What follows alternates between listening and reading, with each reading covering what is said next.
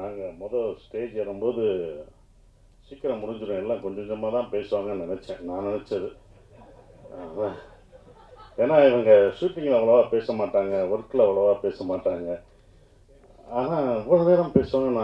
எனக்கே என்னடா நம்ம கொஞ்சமாக தான் பேசும் போலுக்க, நிறையா பேசும் போலுக்க அப்படின்றத பார்க்கும்போது ஒவ்வொருத்தருக்கும் எனக்கே ஆச்சரியமாக இருந்தது. அவ்வளோ நல்லா பேசினாங்க. அவங்க பேசுகிற காரணம் என்னென்னா, இங்கே தான் நன்றி அவங்க சொல்ல முடியும், வேறு எங்கேயும் அவங்க நன்றி சொல்ல முடியாது. அது ஒன்று இருக்குது. ஒவ்வொருத்தவங்களும் வேறு எங்கே அவங்க தனியாக பார்த்து அவங்க நன்றி நன்றின்னு சொல்ல முடியாது. அந்த நன்றி மறக்காமல் இருக்கணும் அப்படின்றதுக்காக தான் இங்கே ஒவ்வொருத்தவங்க அந்த நன்றியை தெரிவிச்சுக்கிறாங்க. அப்படி தான் நம்ம பார்க்கணும். அந்த நன்றி வெற்றி பெற்ற பிறகும் அந்த நன்றியை நீ உன் தயாரிப்பாளருக்கு காமிக்கணும்னு நான் அந்த டைரக்டருக்கு நான் ஒரு அட்வைஸாக அதை சொல்லிக்கிறேன். அதுதான் நன்றி. நீ அது முடிஞ்ச பிறகு நீ என்ன நன்றி செலுத்துறியோ அதுதான். எல்லாம் படத்தை பற்றி சொன்னாங்க, இப்படி வரும் அப்படி வரும்ன்ற ஒரு விஷயம் சொன்னாங்க. நல்லா இருக்குது. அதெல்லாம் நம்பிக்கை தான், எல்லாருக்கும் இருக்கிற நம்பிக்கையில் தான் அவங்களும் அந்த நம்பிக்கையில், ப்ரொடியூசர் அந்த நம்பிக்கை வச்சுருந்தார். அந்த நம்பிக்கை நிறைவேற்றிய டைரக்டருக்கு அவ்வளோ வாழ்த்து சொல்லும்போது இன்னும் சந்தோஷமாக இருக்குது. என்ன நினச்சி ஒரு ப்ரொடியூசர் தான் ஒரு படத்தை பார்த்துட்டு இது நல்லா இருக்குது எனக்கு திருப்தின்னு சொல்லணும். அது ஒரு 100% சொன்னது எனக்கு சந்தோஷமாக இருக்குது. இருந்தாலும் நல்லா எழுதிட்டோம் அப்படின்னு ஒன்று இருக்கும்ல, நல்லா எழுதியிருக்கோம்டா சப்ஜெக்டு, ஆனால் என்ன ரிசல்ட் வருதுன்னு ஒரு பயம் இருக்கும். அந்த பயத்தோடு இருக்கிற மாணவனாக மே 1 அந்த ரிசல்ட்டுக்காக மக்களும் நீங்களும் கொடுக்க போகிற அந்த ரிசல்ட்டுக்காக காத்துக்கிட்டு இருக்கோம். அதுதான் நான் காத்துட்ருக்கேன். ஏன்னா எங்கள் படத்தை பற்றி நீங்கள் தான் பேசணும். நாங்கள் இங்கே படம் இப்படி பண்ணிட்டோம் அப்படின்னு சொல்கிறத விட நீங்கள் நல்லா இருக்கும், நீங்கள் தான் எல்லாருமே சொல்லணும். மக்களும் ப்ரெஸ் எல்லாமே நீங்கள் சொல்லணும். எனக்கு இந்த படம் அவர் சொன்னார் ஃபுல்லாக அபி 24 வயசு பையன் சொல்லும்போது இங்கே வயசு முக்கியம் இல்லை, நல்ல கதை நல்ல விஷயம்தான் முக்கியம். அதை யுவராஜ் அந்த டீம் பார்க்கல. ஏன்னா அவங்க ஒரு ப்ரொடக்ஷன் ஃபஸ்ட்டு என்கிட்ட சொல்லும்போது 2 நண்பர்கள், அந்த 2 பேரும் நண்பர்கள், அற்புதமான நண்பர்கள். அதுவே எனக்கு பிடிச்சி போச்சு. முதல் பாஸ், நண்பர்களாக இருக்கீங்க, இப்படி ஒரு நட்பா அப்படின்னு ஒன்று இருக்கும்ல, அந்த நட்புக்கே இந்த இதை செஞ்சாகணுமே அப்படின்றது. 2வது அவங்க எடுத்த படங்கள் 2மே எல்லாருக்கும் பிடிச்ச படம், கேட்கவே தேவையில்லை, அவ்வளோ பர்ஃபெக்டாக செலக்ட் பண்ணி சொல்லுவாங்க. அப்புறம் நம்ம என்ன சொல்கிறது, நம்ம தான் அதுக்குள்ளே போகிறேன், நான் தான் இந்த படத்துக்குள்ளே நுழைஞ்சிருக்கேன். அது எனக்கு தான் பெரிய ஒரு விஷயமா நான் நினைக்கிறேன். கதை சொல்லும்போது கூட அப்படியே அந்த மியூசிக்கெல்லாம் போட்டு விட்டாப்புல, அப்படி போட்டு சார் அப்படின்னு வரும் சொல்கிறாப்புல. நான் சொல்லலை, நான் பாட்டு சீரியஸாக பார்த்தேன். கேட்டுட்டு யுவராஜ் சிரிக்கிறாப்புல, யுவராஜ் அழுகிறாப்புல, என்னடா கூட வந்த ப்ரொடியூசர் அழுகிறாப்புல. நான் அப்படி திரும்பி பார்க்குறேன், ஒரு சவுண்டு கேட்குறேன்னு பார்த்தா பக்கத்தில் இருக்கிற ப்ரொடியூசர்ஸ் அதுக்கு அழுகிறாப்புல. திடீர்னு அவர் சிரிக்கிறாரு. ஓகே, இது சைட் எஃபெக்ட் கொடுக்குறாங்க போலுக்கு அப்படின்னு நினச்சேன். அதுக்கப்புறம் எனக்கு உண்மையிலே கதை ரொம்ப பிடிச்சிருந்தது. ஏன்னா நான் கேட்ட கதையிலே ரொம்ப நாள் ஆச்சு நான் அப்படி கேட்டு. உண்மையிலே ஒரு ஒரு கதையை முதல்ல இருந்து கடைசி வரைக்கும் எந்தவித மாற்றமும் செய்யாமல் அப்படியே இருக்கிற இதை மாற்றிக்கலாம் அப்படி மாற்றிக்கலாம் அப்படி மாற்றிக்கலாம் அப்படி எதுவுமே இல்லை. அது கரெக்டாக இருந்தது. அது கரெக்டாக தான் எடுத்திருக்காங்க. எந்த மாற்றம் இல்லாமல் செஞ்சது தான் இது அபியோட இந்த டைரக்டரோட வெற்றியாக நான் நினைக்கிறேன். அது ஒன்று. அப்புறம் ஏன் அவர் சொன்னார், சார் ஏன் சார் நான் அவ்வளோ சொன்னேன் நல்லா பேசின பிறகு நீங்கள் ஒரு தடவை கூட சிரிக்கிற, பட் அவனை டிஸ்டர்ப் பண்ணா, நீ ஒரு காமெடி படம் பண்ணுற, காமெடி சொல்கிறேன்னா உள்ளுக்குள்ளேயே சிரிச்சுக்குவேன், உள்ளுக்குள்ளேயே ஆடுவேன், எல்லாமே உள்ள இன்னர் இது ஆடுவார். ஆனால் நான் வெளியில் இல்லை, ஒன்று டிஸ்டர்ப் ஆகிடுவேன், நான் சிரித்து அதனால் அடுத்த லைனுக்கு போகக்கூடாது அப்படின்னு சொன்னோம். அதுக்கப்புறம் தான் சிம்ரன் மேடம் இந்த படத்துக்கு அப்போ சொல்லும் போது எனக்கு இல்லை, சிம்ரன் மேடம் நடிக்கிறாங்க அப்படின்னா, சார் சிம்ரன் மேடம் கதை சொல்ல போகிறேன், இப்படி என்ன சொல்லுங்க தான் எனக்கு ஒன்று போடுவேன், மியூசிக்கை போட்டு அப்படி இப்படி நடிச்சு காமிப்பேன், அதை அவங்களுக்கு பண்ண அவங்களுக்கு பிடிச்சிரும். அப்படியா சார், கண்டிப்பாக பிடிக்கும்டா அப்படின்னு அடுத்தவங்க ஓகே பண்ணிட்டாங்க. அவங்க ஏன் ஓகே பண்ணால் அந்த கதை அவங்களும் இதில் வந்தது எல்லாம் கேட்டது. சிம்ரன் நீங்கள்மா எப்படி ஏன்ப்பா நாங்கள் நடிக்கக்கூடாதாப்பா சிம்ரன் மேடத்தோட? இல்லைங்க, நீங்கள் கிராமம்னா கிராமத்தில் எப்படி விவசாயம் பார்த்துட்டு இருக்கோம்னா ஏன் அங்கே நடிக்கக்கூடாதா, எங்களுக்கு சிம்ரன் கிடைக்கக்கூடாதா? இது என்ன எல்லாருடைய ஏக்கம் தான்ப்பா, அது எல்லாரும் இது பண்ணுறதுனால அதனால் எங்களுக்கு கிடைக்கக்கூடாதா? என்ன எப்படி எப்படி எப்படின்னா உங்களுக்கு என்னப்பா, அது அப்படி தான் கதை பாருங்க அப்படின்னா. அப்படி தான் சிம்ரன் மேடத்தை எல்லாம் கேட்குற கேள்வி. படம் பார்க்கும்போது உங்களுக்கு தெரிஞ்சிடும் எதுக்கு சிம்ரன் மேடம் இந்த படத்தில் எல்லாருக்கும் பிடிச்சவங்க சிம்ரன். அது கண்டிப்பாக இந்த படத்தில் அந்த குடும்பமாக உங்களுக்கு என்னையும் சிம்ரன் என் குழந்தைங்க பசங்க எல்லாத்தையும் அவங்களுக்கு அது பிடிக்கும். அவங்க அவ்வளோ பெர்ஃபார்ம் பண்ணுவாங்க. அவங்கள அதாவது என்னென்னா அவங்கள எனக்கு இன்னொன்று அவங்கள பாராட்ட வேண்டியதுனா, இப்போ வரைக்கும் அவங்க ஹீரோயினாக அடிக்கலாம். இந்த படத்துலையும் அவங்க ஹீரோயின் தான், நான் ஹீரோ அவங்க ஹீரோயின். ஸோ அவங்க எப்போவும் ஹீரோயின் நடிக்கலாம். ஸோ அது ரொம்ப அற்புதமாக பெர்ஃபார்ம் பண்ணாங்க. அவங்கள வந்து எல்லாருமே வரும்போது சிம்ரன் மேடம் கொஞ்சம் பயந்தாப்புல, டைரக்டர் சிம்ரன் மேடம் இருக்காங்க, இவங்க இருக்காங்க அப்படின்னு நிறைய பயப்படுவார். ஸோ அதெல்லாம் தவிர்த்துட்டு பாஸ்கர் சார் இப்படி போய் பேசி இப்படி பண்ணு எல்லாம் சரியாயிடும் அப்படின்னு சொல்லி அப்படி தான் பண்ணது.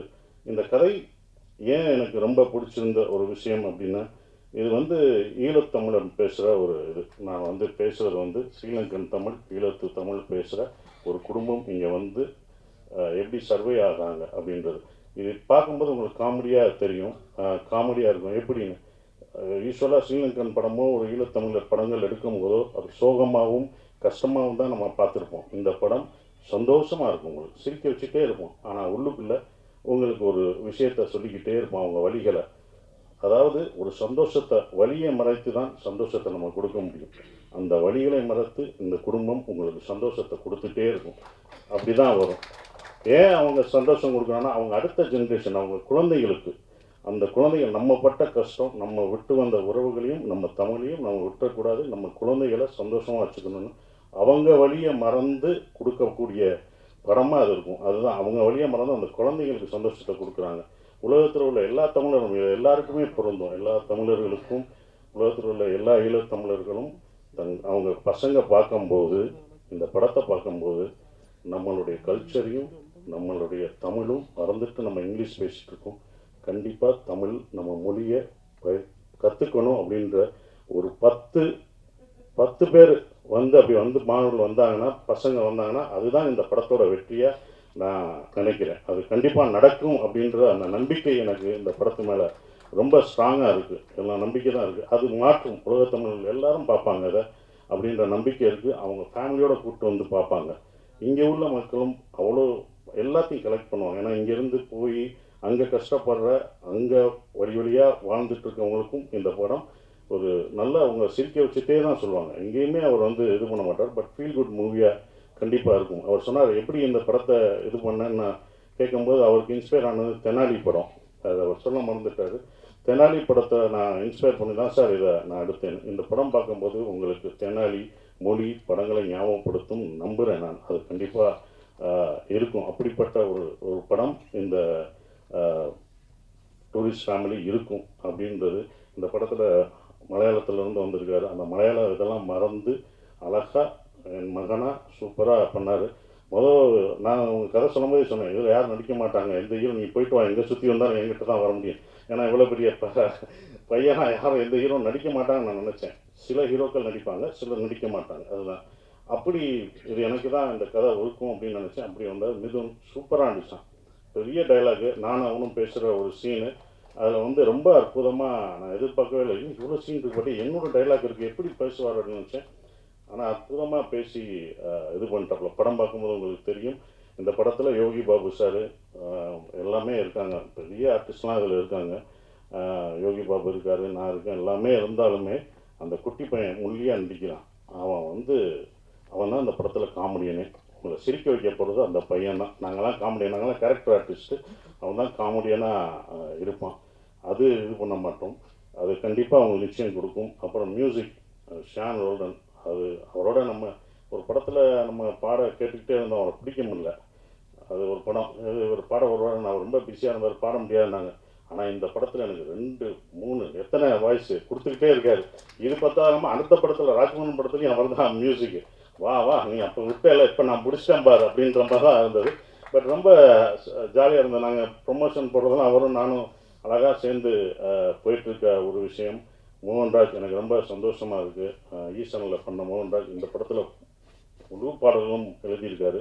அடிக்கடி அவரை பாராட்டி சொல்லும் போதெல்லாம் எனக்கு நான் ஜெயித்த மாதிரியே அப்படி இருக்கும். அவரை பற்றி சொல்லும்போது, சார் தேங்க்யூன்னு சொல்கிற மாதிரி. மோகன்ராஜ் சார் அப்போவே அவர் நல்லா தெரிஞ்சிருக்கணும். சரி இதெல்லாம் எழுதியிருக்காரு, எனக்குலாம் தெரியலங்க, எந்த பாட்டு எழுதியிருக்காங்க, இந்த பாட்டு எழுதியிருக்கான்னு ஷாண்டோல்னு சொன்னாங்க. தெரியுங்க அவர்கிட்ட, நான் அப்போ இருந்து சொல்கிறேன், பின்னாடி உட்காருங்க, முன்னாடி உட்காருங்க. இன்றைக்கி முன்னாடி உட்காந்துருக்காரு. இப்போ தான் நீங்கள் எல்லாருக்கும் தெரியுங்க. இந்த முன்னுக்கு வர்றதுக்கு தான் இத்தனை வருஷம் நம்ம எழுதுறதுல யார் எழுதுணுன்னு தெரியும், உங்கள் முகம் தெரியும். இப்போ உள்ள கவிஞர்கள்லாம் ஒரு பாட்டு எழுதிட்டு முகத்தை அப்படியே காமிச்சிக்கிறாங்க, ஆடுறாங்க. அதனால தான் இந்த படத்தில் ஆட விட்டுருக்கோம். அவரை வாங்க ஆடுங்க, அப்படியும் இருட்டுக்குள்ளே போகிறாரு. ஏற்கனவே முகம் தெரியலன்னா உன்னை இங்கே ஆட வைக்கலாம் அப்படின்னு சொல்லிட்டு இருட்டில் தான் ஆடிடுவார். அப்பயும் கூப்பிட்டு வந்து இந்த படத்தில் ஆட வச்சுருக்கோம். ஸோ அவ்வளோ சிறப்பாக இந்த பாடல்கள் எழுதியிருக்காரு. ஆனால் ஒன்று சொல்லுவார் அடிக்கடி, எனக்கு ரொம்ப பிடிச்சிருந்த வரிகள்லாம் நிறைய எழுதியிருக்காரு.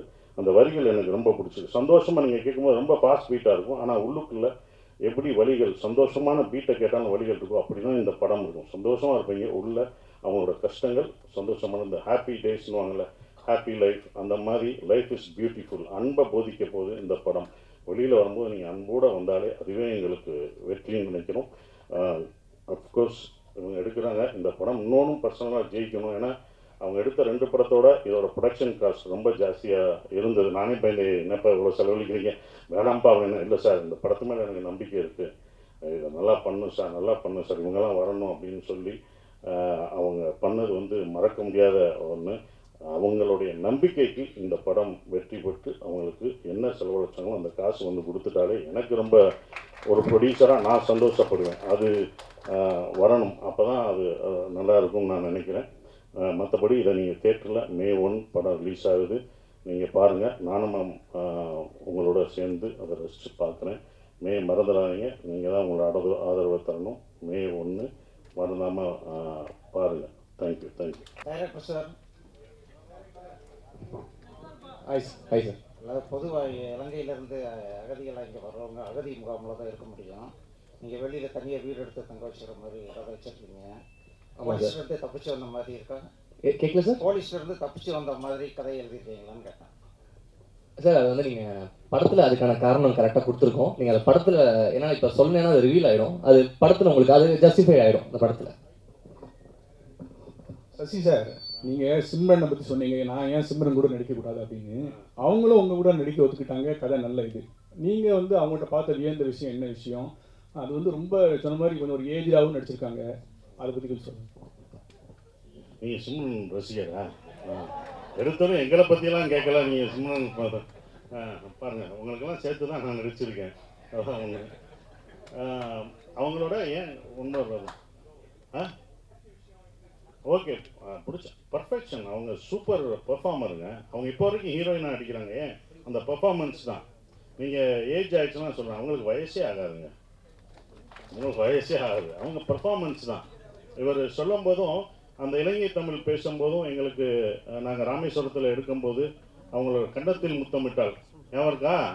கன்னத்தில் முத்தமிட்டால் உங்களுக்கு எப்படி ஞாபகம் வந்துச்சு, எங்களுக்கு அது ஞாபகம் வந்துச்சுன்னு, அதுதான் வந்துச்சு.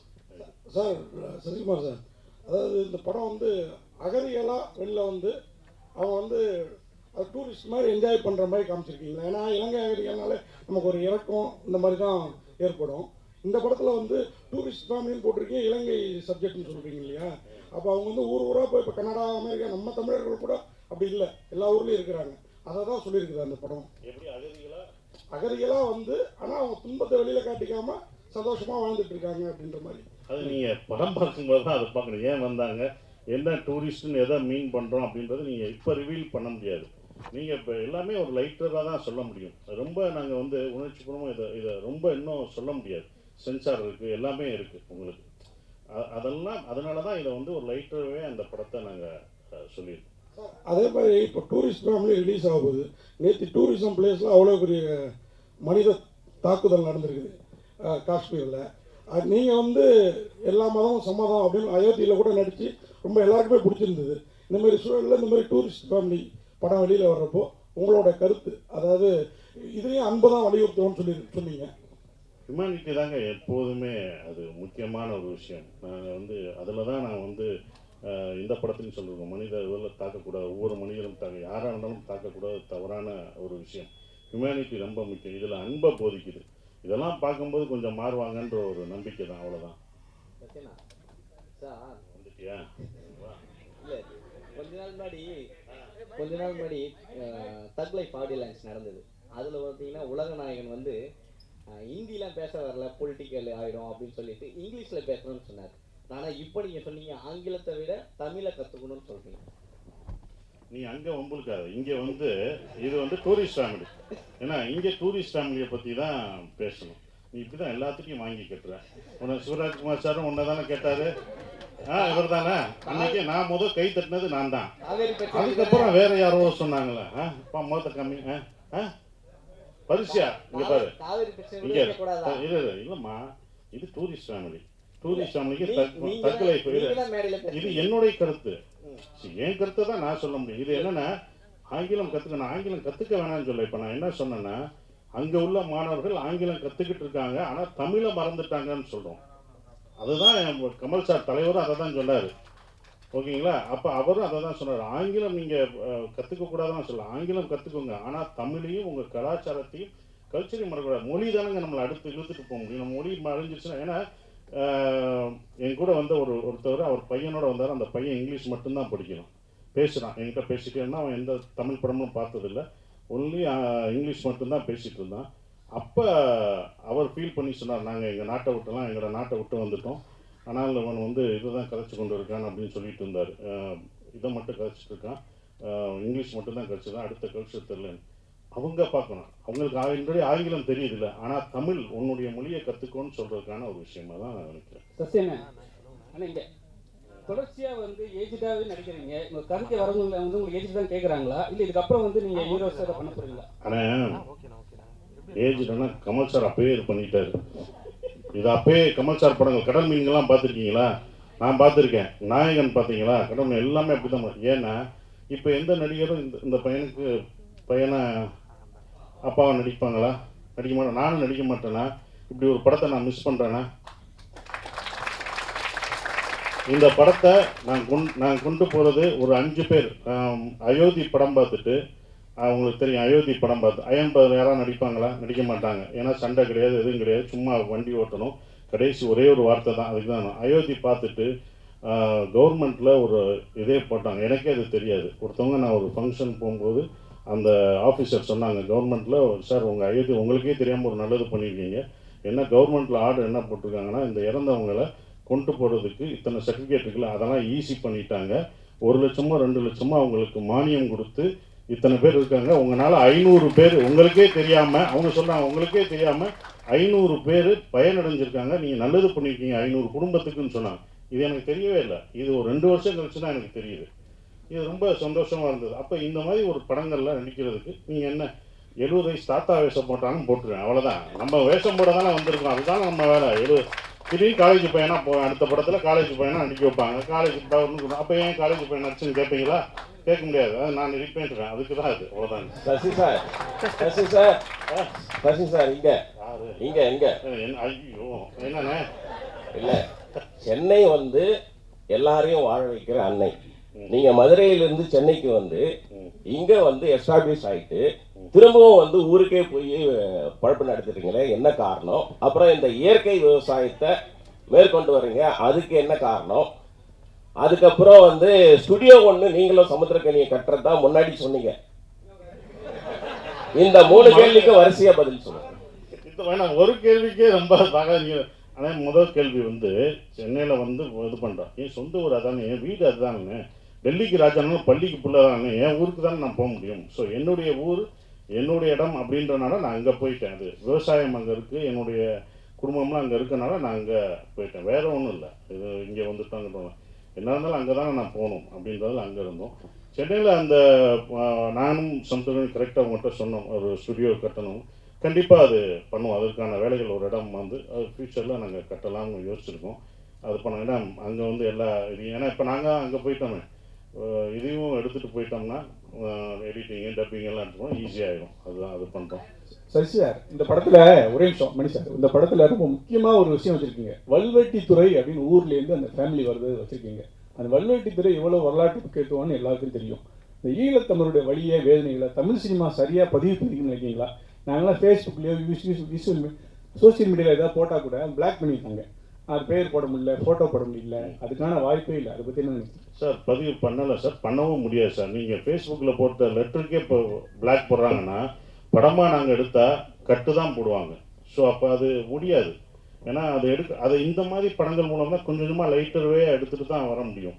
நாங்கள் ரொம்ப ஸ்ட்ராங்காக அந்த இதை நீங்கள் சொல்கிற விஷயங்களை ரொம்ப வழியாக அதை சொன்னோம்னா அதை வந்து எடுத்துகிட்டு போனோம். அது சென்சார் இதுதான் ஆகும், சென்சார் கட் ஆகும். இது நம்ம இல்லை, நம்ம இந்திய அரசாங்க சென்சார் இருக்குது, அந்த தணிக்கை குழு பண்ணுறபடி நம்ம இது பண்ணணும். ஸோ அப்போ அந்த மாதிரி படங்கள் எடுக்கும்போது அதை கட் பண்ணுவாங்க, அது ஒன்றும் பண்ண முடியாது. அது மாறினா தான் நாங்கள் எடுக்க முடியும். 2 கொஸ்டின்ஸ். ஒன்று வந்து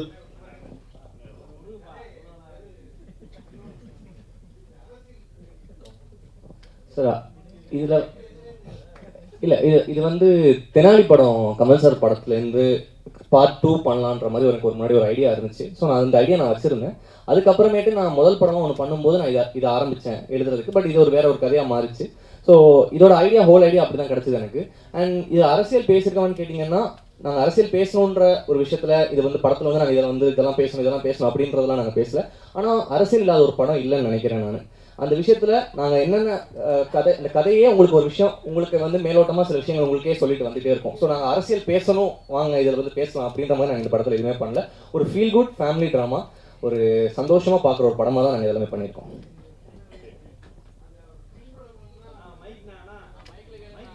இல்லை சார், நாங்கள் ரிசர்ச் பண்ணி அதனால தான் சொல்கிறேன். நாங்கள் வந்து இதில் வந்து ஒரு அரசியல் படமாகவே நாங்கள் அது பண்ணல. இது ஒரு குடும்பத்துக்குள்ளே நடக்கிற ஒரு கதை. இது வந்து அரசியல் படமே கிடையாது. இது ஒரு குடும்பத்துக்குள்ளே நடக்கிற ஒரு அழகான ஒரு அப்பா, பையன், அவரோட மனைவி, ஸோ இவங்க 4 பேர் சுற்றி நடக்கிற ஒரு அழகான கதை, அவ்வளோதான்.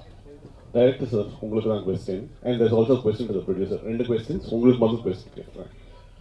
இந்த படம் எடுக்கும்போது இங்கே பேசின எல்லாரும் என்ன சொன்னாங்கன்னா, முதல்ல அவங்கக்கிட்ட எப்படி நீங்கள் நிறைய பண்ணீங்களோ எந்த மாறுதலும் இல்லாமல் அதே சொன்ன மாதிரியே எடுத்துருக்கீங்க அப்படின்னு. அப்போது அந்த அளவுக்கு கிளாரிட்டி இருக்குது அப்படின்னா, இது எங்கேயும் நேரில் பார்த்தது தான் நான் வந்து இந்த கதையை வந்து உங்களுக்கு டைரெக்டாக எங்கேயும் ஒரு இன்ஃப்ளூயன்ஸ், இது வந்து இப்படி தான் இருக்கும் அப்படிங்கிறது உங்களுக்கு எங்கேயுமே ஐயம் இல்லாமல் இது இப்படி தான் நடக்கும் அப்படின்னு வந்து சர்டன்ட்டி இருக்குன்னா, நீங்கள் எங்கேயும் நேரில் விட்னஸ் பண்ணியிருக்கீங்க, இல்லை ஒரு ஸ்பார்க் கிடச்சிருக்கணும் அப்படின்னு நினைக்கிறேன். அந்த மாதிரி ஏதாவது இருக்கா? 1. 2, ப்ரொடியூசருக்கு இது ரொம்ப நல்ல படம், ட்ரெய்லர் வந்து காட் இஸ் இன்ட்ரெஸ்டட். இப்போ நீங்கள் டீசர் ரிலீஸ் பண்ணும்போதே வந்து நிறைய பேர் வந்து நீங்கள் இது பண்ணாமையே வந்து நிறைய பேருடைய அட்டென்ஷன் வந்து இது வாங்குச்சு. But it's coming on May 1 and Retro is releasing on it. நீங்கள் கம்ப்ளீட் பண்ண முடியுமா? Will you be able to take on a big production house, a big film like retro?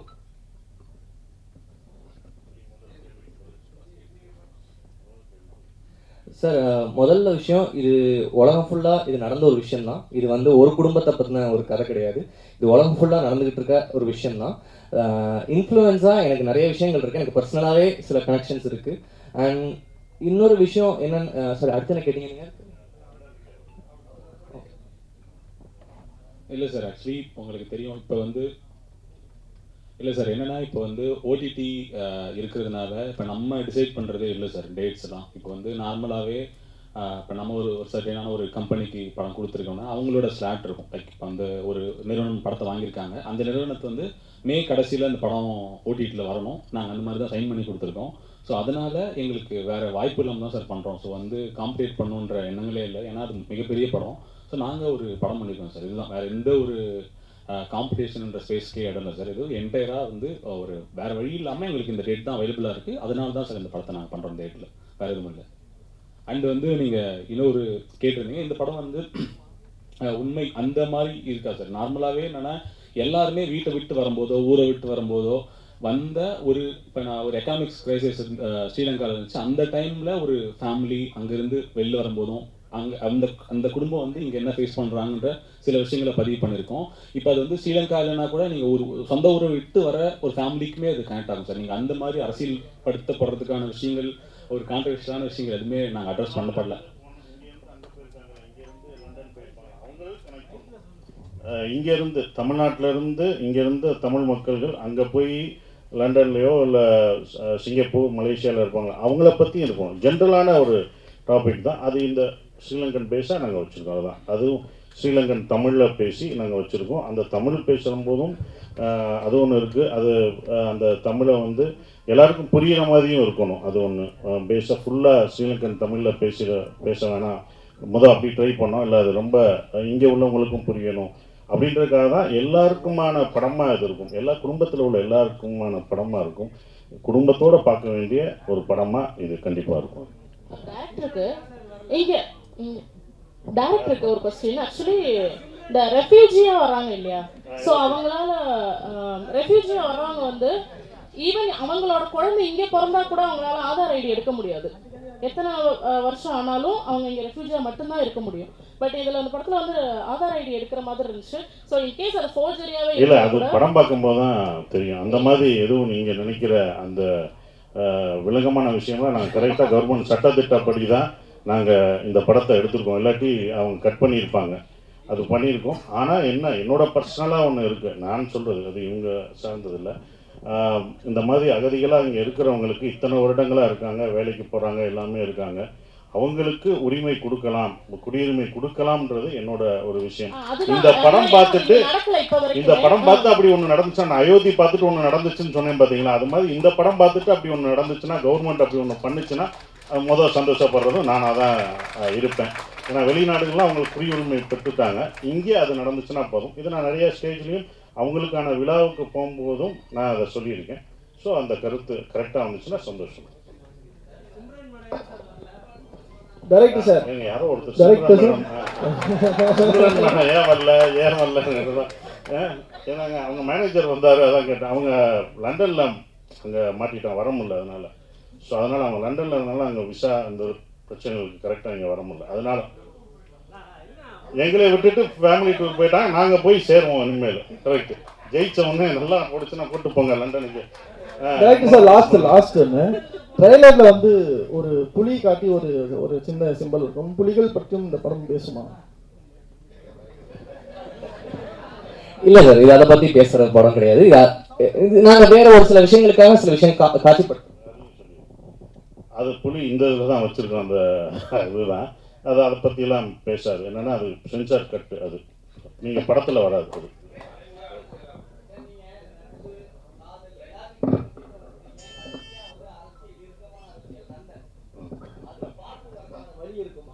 கண்டிப்பாக அந்த டைரக்டர்கிட்ட சொல்லியிருக்கோம். அது பார்ட் 2 எடுக்கிறதுக்கான வேலை பார்த்துருக்கேன். ஏன்னா கணேஷ் சார் எப்போ பார்த்தாலும் அதை சொல்கிறது, நந்தன் பார்ட் 2 பண்ணுங்கள், இன்னும் வந்த பிறகு என்ன நடக்குது அப்படின்றத சொல்லுங்கன்றாங்க. அதுக்கான இது சொல்லியிருக்கோம். அது டைரக்டர் பண்ணாருன்னா கண்டிப்பாக பண்ணுவோம். சசியண்ணே, இப்போ நீங்கள் ஸ்டேஜில் பேசணும்னு சொன்னீங்க, நாங்களாம் வந்து சிம்ரனுக்கு ஹீரோ நடிக்கக்கூடாதுன்னு சொன்னீங்க. நீங்கள் தான் அவங்கள வந்து அப்ரோச் பண்ண சொன்னீங்களா? எனக்கே ஷாக்கு தான்ப்பா. நீ எப்படி இது பண்ணிக்கலோ அதே மாதிரி தான் எனக்கு நானும் சிம்ரனா நானே கேட்டேன் அப்படின்ற ஒரு விஷயம் தான். அது ஏன் அப்படின்னும் போது நீங்கள் படம் பார்த்தீங்க, இப்போ பார்த்தீங்கல்ல, பிடிச்சிருச்சுல, 2 பேரையும் பிடிச்சிருந்ததில்ல. அது மாதிரி இன்னும் ரொமான்ஸ் சீன்லாம் வச்சுருக்காரு. அதெல்லாம் இன்னும் படம் சப்போர்ட்டில் எங்கள் படம் ஹீரோயினை நாங்கள் தானங்க இது பண்ண முடியும். என் படத்து ஹீரோயினு அது என் கூட நடிச்சிருக்காங்க, அவங்களுக்கு நான் தானே கொடுக்க முடியும், நாங்கள் தானே கொடுக்க முடியும்ல.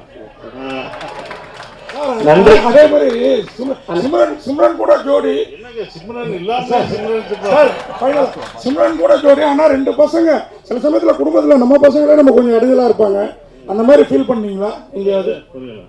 சார், சிம்ரன் கூட ஜோடி, ஆனால் வந்து சில சமயத்தில் குடும்பத்தில் நம்ம பசங்களே நமக்கு இடைஞ்சலாக தெரிவாங்க சில சமயத்தில். அந்த மாதிரி இங்கே ஃபீல் பண்ணீங்களா? கண்டிப்பாக அது படத்தில் சீனில் வரும், பாருங்க, கண்டிப்பாக பாருங்க, அதை சொல்ல மாட்டோம், சீனை பாருங்க. அண்ணே ஓகேண்ணே, முடிச்சிடலாண்ணே. ஓகே, சிம்ரன் நான் கேட்டதா சொல்கிறேன். ஓகே.